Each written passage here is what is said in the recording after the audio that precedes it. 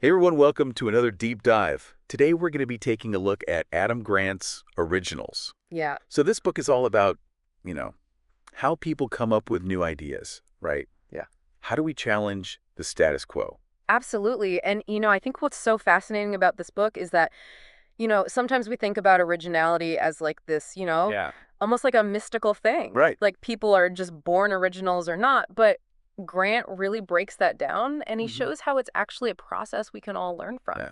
Yeah, and it's interesting because you often hear about these these risky rebels or, that kind of Oh, yeah. stereotype of what an original person is. Right. But Grant kind of debunks that myth a little bit, doesn't he? He does. He does. One of the things he talks about is that a lot of really successful innovators actually play it safe in a lot of areas of their lives. Oh, interesting. Right. So they're not, just kind of recklessly going out there and Yeah. making crazy decisions. They're very calculated about their risks. Okay, so give me an example of that. Sure. So one example he gives is Sarah Blakely, the founder of Spanx. Oh, yeah. So, she had this idea for this product, right?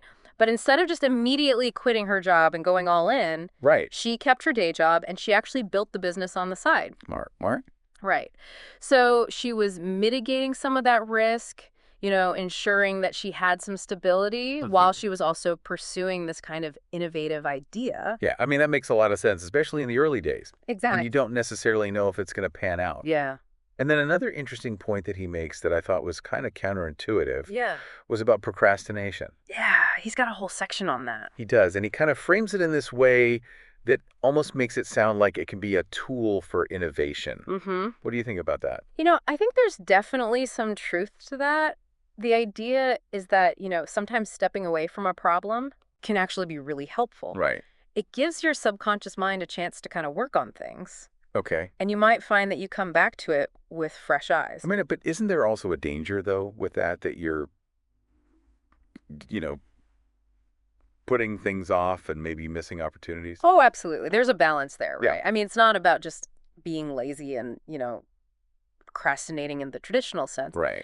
But I think the point that Grant is trying to make is that Yeah. sometimes we need to give ourselves that space to just kind of let things marinate a little bit. Okay. Yeah. Right. And to not be afraid to, step away from something for a little while and come back to it later. Okay. And then another thing he talks about is, this idea that to be successful, you have to be first, Oh, yeah. like first to market with an idea. Right. That's kind of like the Yeah. the traditional wisdom in the business world. Right. But Grant actually pushes back on that a little bit, doesn't he? He does, yeah. He found that a lot of the most successful innovators actually weren't the first ones. To Yeah. come up with an idea. Oh, wow. They were the ones who took an existing idea Right. and they found a way to improve it to make it better to differentiate it. So it's not just about being first. Right. It's about being different. Exactly. Okay, so, I mean, this book is packed with so much great stuff. It is. What are some of the key takeaways for listeners that, we can really apply to our own lives? So Grant actually lays out 5 key takeaways in the book. Yeah. One is challenging the status quo, Okay. right? So not being afraid to question the way things are done. Right. 2 is taking strategic risks. Mm-hmm. We talked about that a little bit already. 3 is leveraging procrastination, Okay. right? Using that to your advantage. 4 is speaking up, Mm. not being afraid to voice your ideas, Hmm. to influence change. Right. And then 5 is surrounding yourself with diverse thinkers. Let's dig into that last one a little bit more. Yeah. Why is that so important? Well, you know, if you're only surrounded by people who think exactly like you, They're going to be stuck in an echo chamber. yeah, you're not going to be challenged. Exactly. So it's really important to have those different perspectives Makes sense. to challenge your own assumptions. Yeah, I like that. Right. And to push you beyond your comfort zone. So how do we actually go about doing that? Yeah. How do we actually cultivate Yeah. more diverse perspectives in our lives? Well, it starts with being intentional about who you surround yourself with. Okay. Right. So seeking out people who have different backgrounds, different experiences, different opinions. I mean, it's interesting to think about that in the context of even building a team at work Absolutely. or any kind of group setting. Yeah. I mean, the research is very clear that teams that have more diversity Yeah. actually perform better. Okay. They come up with more creative solutions. They're more innovative. Well, this has been such a fascinating deep dive. Yeah. Originals by Adam Grant. Definitely a book I think everybody should check out. For- As we wrap up here, what's one thing you really hope listeners will take away from this conversation?